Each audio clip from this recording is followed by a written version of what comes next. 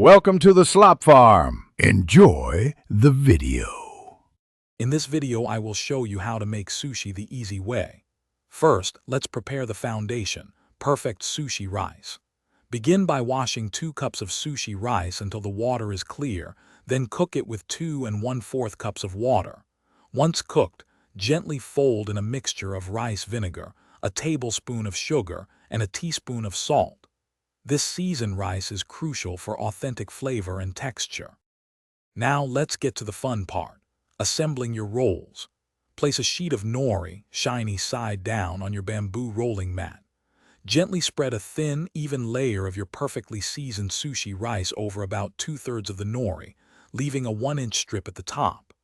Then, arrange your chosen fillings, like thinly sliced cucumber, avocado, or cooked fish, horizontally across the center of the rice.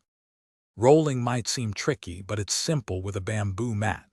Lift the edge of the mat closest to you, bringing it over the fillings and pressing down firmly. Continue rolling forward, applying gentle, even pressure to create a tight, uniform cylinder. Once you reach the end, moisten the exposed 1-inch strip of nori with a little water to seal the roll securely. A firm roll holds together beautifully. Almost there.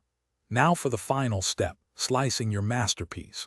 Use a very sharp knife, dampened with water, to cut each roll into 8 equal pieces. Wiping the knife clean with a damp cloth between each cut prevents sticking and ensures clean slices. Arrange your beautiful sushi on a platter and serve immediately with soy sauce, pickled ginger, and a touch of wasabi. Enjoy your delicious, homemade sushi. Thanks for watching.